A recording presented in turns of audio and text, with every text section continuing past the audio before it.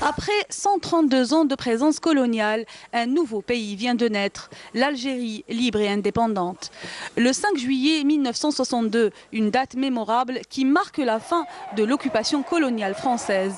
Ce jour-là, ils étaient des milliers à fêter l'indépendance, des drapeaux sortent de toutes parts, l'enthousiasme est indescriptible, une marée humaine, des hommes, des femmes et même des enfants crient leur joie.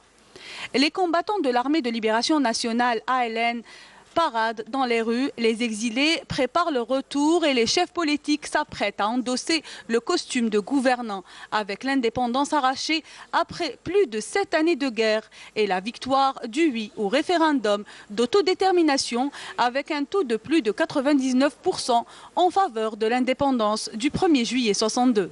Le 5 juillet 1962 a concrétisé une victoire acquise depuis la signature des accords d'Évian entre la France et le gouvernement provisoire de la République algérienne, le GPRA, le 18 mars 1962. Le fruit des sacrifices avait déjà commencé à se traduire au moment du cessez-le-feu au lendemain.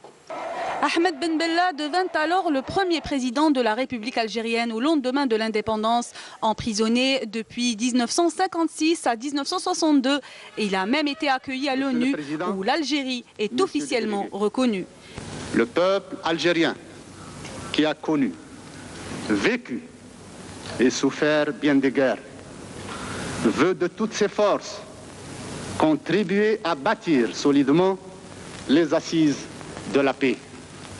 En l'accueillant parmi vous, vous lui avez ainsi prouvé votre confiance. L'Algérie fête ses 56 ans d'indépendance, une date historique qui exprime l'attachement du peuple algérien à sa terre, sa patrie et sa liberté. Une liberté payée par le sang des martyrs.